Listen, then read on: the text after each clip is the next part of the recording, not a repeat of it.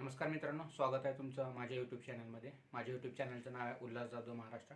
मित्रांनो, माझी विनंती आहे की ज्यावेळेस तुम्ही हे चॅनल पाहत असाल त्यावेळेस माझ्या चॅनलला आहे ते सबस्क्राईब करा आणि नोटिफिकेशनवरती क्लिक करा. आपण पाहतोय की 28 जानेवारीला 2026मध्ये अजित पवारांचं आहे ते दुःखद असं निधन झालं. त्यांच्या निधनानंतर त्यांच्या पत्नीने ते उपमुख्यमंत्रीपदाची आहे ती शपथ घेतलेली आहे. आणि आता भाजपने महाराष्ट्रामधला जो एक पक्ष आहे राष्ट्रवादी काँग्रेस, या राष्ट्रवादी काँग्रेसचे राष्ट्रीय अध्यक्ष म्हणून डायरेक्ट आहे ते प्रफुल्ल पटेल यांच्याच नावाची आहे ती घोषणा केलेली आहे.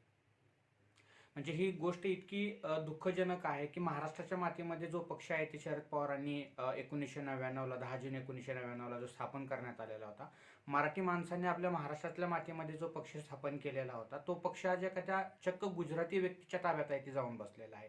आणि राष्ट्रवादी काँग्रेसच्या अध्यक्ष कोण आहे ह्याचा घोषणा हे महाराष्ट्रातले जे खासदार आहेत मुंबईमधले पियुष गोयल हे करतात. म्हणजे एक उत्तर प्रदेशचा माणूस महाराष्ट्रातल्या माणसाचा पक्ष काबीज करून त्यांचा राष्ट्रीय अध्यक्ष कोण आहे ते हे घोषित आहे ते करते. म्हणजे महाराष्ट्रातल्या मातीची जी काही एक धमक जी होती पूर्ण राष्ट्रभरामध्ये, आज ती पूर्णपणे आहे ते नाहीशी झालेली आहे.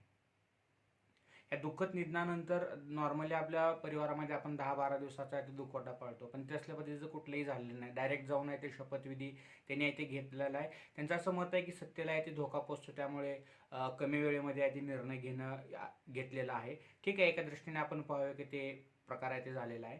पण महाराष्ट्रातल्या मातीमध्ये जो पक्ष आहे ते निर्माण केलेला आहे त्याचं नेतृत्व एका गुजराती व्यक्तीकडे जाते. ही अत्यंत निंदजनक अशी गोष्ट आहे.